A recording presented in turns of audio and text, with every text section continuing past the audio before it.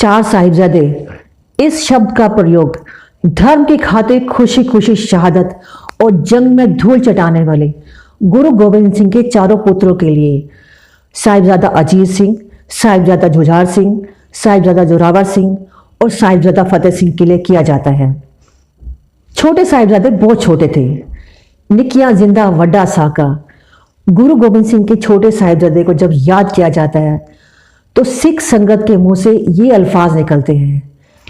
आनंदपुर किले में भीष्म लड़ाई शुरू हुई, जहां गुरु गोविंद सिंह के शूरवीर मुगल सेना के आगे हार मानने को तैयार नहीं थे। ऐसे में औरंगजेब ने गुरुजी को खत लिखा। उसमें लिखा कि मैं कुरान की कसम खा के कहता हूं, अगर आप आनंदपुर किला खाली कर देंगे तो आपको बिना किसी रोक टोक के यहां से जाने दिया जाएगा।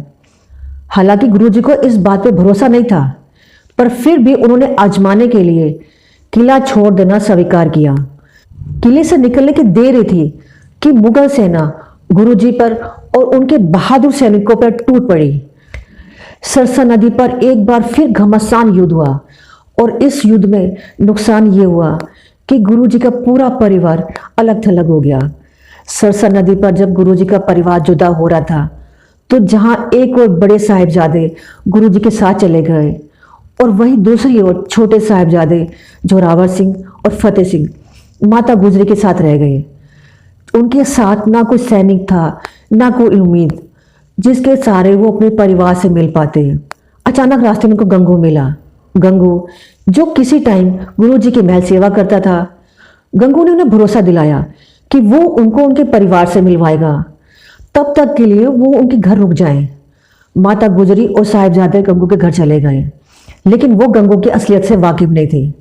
गंगू ने लालच में आकर तुरंत वजीर खां को खबर कर दी और वजीर खां के सैनिकों ने माता गुजरी और छोटे साहिबजादों को गिरफ्तार कर लिया। उनको लाकर ठंडे बुर्ज में रख दिया गया। इस ठुठरती ठंड में बचने के लिए उनको एक कपड़ा तक नहीं दिया गया। रात भर ठंड से ठुठरने के बाद सुबह दोनों साहिबजादों को वजीर खां के सामने पेश किया, जहां भरी सभा में उन्हें इस्लाम कबूल करने को कहा। कहते हैं सभा में पहुंचते ही बिना किसी हिचकिचाहट के दोनों साहिबजादों ने जोर से जयकारा लगाया। जो बोले सो निहाल, सत श्री अकाल। ये देखकर सभी दंग रह गए। वजीर खां के सामने ऐसा करने की कोई हिम्मत नहीं कर सकता था, लेकिन गुरुजी की वो नन्ही जिंदगियां ऐसा करते टाइम एक पल के लिए भी नहीं डरी और सभा में साहिबजादों को वजीर खां के सामने सर झुक के सलाम करने को कहा। लेकिन उनका जवाब सुनकर सभी दंग रह गए।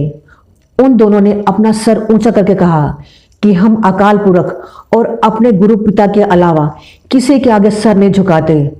ऐसा करके हम अपने दादा की कुर्बानी को बर्बाद नहीं होने देंगे, जिन्होंने धर्म की खातिर अपना सर कटवाना सही समझा लेकिन झुकाना नहीं। वजीर खान ने दोनों साहिबजादों को खूब डराया, धमकाया और प्यार से भी इस्लाम कबूल करने को कहा, लेकिन वो दोनों अपने इरादों पर अटल रहे और आखिर में उन दोनों साहिबजादों को जिंदा दीवार में चुनवाने का ऐलान किया। कहते हैं जब दोनों साहिबजादों को दीवार में चुनवाना शुरू किया तब उन्होंने जपजी साहब का पाठ करना शुरू कर दिया था और दीवार पूरी होने के बाद अंदर से जयकारा लगाने की आवाज भी आई। ऐसा कहा जाता है कि कुछ टाइम बाद वजीर खान ने दीवार को तोड़वाने का हुक्म दिया, ये देखने के लिए क्या वो दोनों अभी जिंदा हैं या नहीं। पर उस टाइम उनकी कुछ सांसें चल रही थी और वजीर खां का कहर अभी जिंदा था।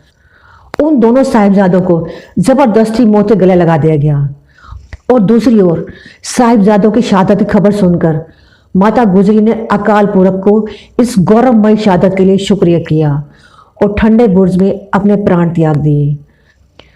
भले ही आज किताबों में इसके बारे में ज्यादा जिक्र ना हो, लेकिन वो ये नन्ही जिंदगियां अपने पीछे मिसाल कायम करने वाले पद्धति छोड़ गए हैं, वो काबिल तारीफ है।